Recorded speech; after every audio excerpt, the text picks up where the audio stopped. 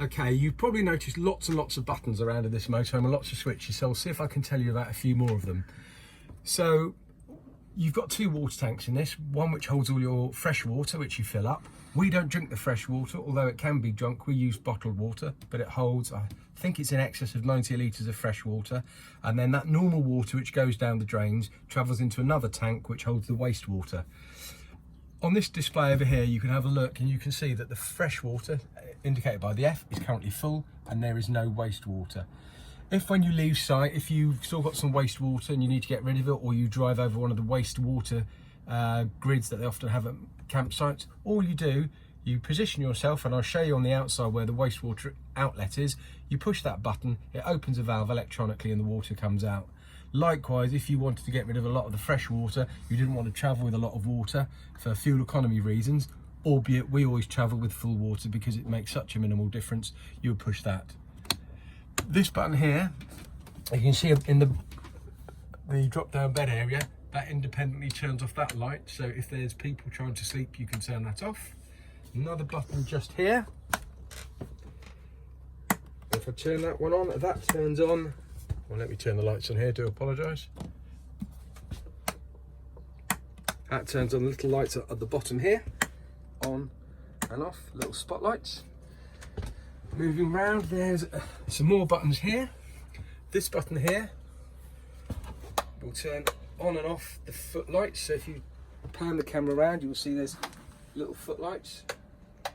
There's one situated there, and there's another one situated at towards the back of the motorhome. The next button here turns on two little lights above the control panel. While we're looking at lights, if you come over to the kitchen area, again you've got a host of different lights here. If I pull the blind up, so you've got a backlit panel, which is that button there. Another button here, which is for the light at the top. To be honest, the way you're going to work this out is with trial and error. And then finally there's a little strip light under here, which is a little button to turn on and off there. While we're in the kitchen area, we'll have a quick look at the gas oven. It is gas. Let me open that for a bit more light. You may recall it won't actually work unless you lift this up, and it's a little sticker to remind you gas on, gas off. So you won't be able to start the oven with this down. This has to lift up, and there's a little micro switch somewhere which engages, which means you can then use the gas oven. It's gas, gas, gas. That's an electric hookup, so when we're on electric hookup we'll generally use that.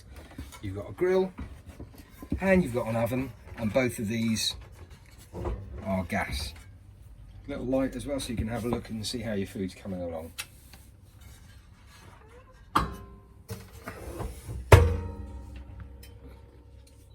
And finally I'm going to point over to the fridge. I'll turn the fridge on now. So the fridge again is an automatic fridge. When the A is illuminated, it's automatic. So at the moment it's decided that it's going to get the power from the mains hookup because it's plugged in, which is what will happen when you're on a campsite. If it goes on to that, that's the gas symbol. Well, generally you'd be using that if you're off grid. And then the last option would be to use the power from the leisure batteries. Fridges do use a lot of power, so if anyone ever goes off grid, then it's ideal to use the gas, not the leisure battery, because you'll find that will run your battery down very quickly.